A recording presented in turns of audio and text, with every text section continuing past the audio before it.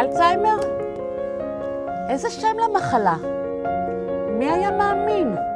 שאלי התוניסאי יחלה במחלה עם שם אשכנזי? הכרתי את אלי בתור אדם בריא. הוא היה בן אדם עם עתיד מזהיר עוד לפניו. היה ראש מועצה מוצלח, בעל למופת, אבא לידר. מחלה נפוצה בקרב קשישים. מה קשישים? הוא בסך הכל בן 55. נושא שלא דובר, איך בת זוג לבן אדם צעיר מרגישה כשהבעל שלה משתנה לה מול העיניים מחלה שהיא נחשבת רק מחלה של אנשים מאוד מאוד זקנים, והיום זה כבר לא ככה. הוא עושה הצגות. הוא עושה הצגות, הוא כזה דוקטור. אתה לא מבין. הוא היה ראש מועצה אזורית לכיש, הוא ניהל מועצה 100 פחות 3. הוא צוחק מאיתנו עכשיו. אנחנו רואים אנשים שהיו משכמם ומעלה, הולכים ודועכים. כשהוא קורס, אז אתה גם לאט לאט קורס, כי אתה לא מאמין שאת הגיבור הזה אתה צריך לסעוד. המונודרמה הזאת תאפשר לאנשים לדבר על דברים שמעדיפים לשמור בחדרי חדרים, ומאוד תעזור לאנשים במצבה להתמודד עם האובדן. די להכחיש, די להתבייש. בעלי בן ה-56 חולה באלצהיימר. הוא לא גנב, הוא לא אנס, שמעתם? הוא חולה באלצהיימר. והיא באה, מוציאה את המחלה מתוך הבית שלה ופורסת אותו בצורה נוגעת ללב, אמיתית, מרגשת, והיא מסתכלת לאמת בעיניים. הפרידה הפיזית הייתה קשה מנשוא.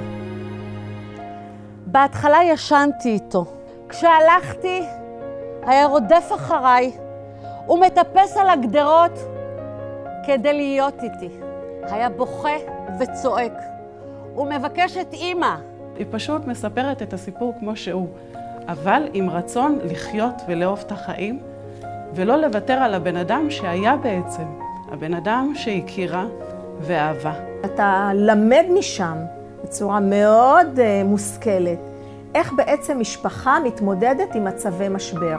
מהי התהליך של העיבוד שהמשפחה עוברת, משלב ההלם לשלב ההשלמה ולשלב העצמה. אני באופן אישי וגם הצוות שלי אחרי ההצגה שינינו את הגישה הטיפולית שלנו.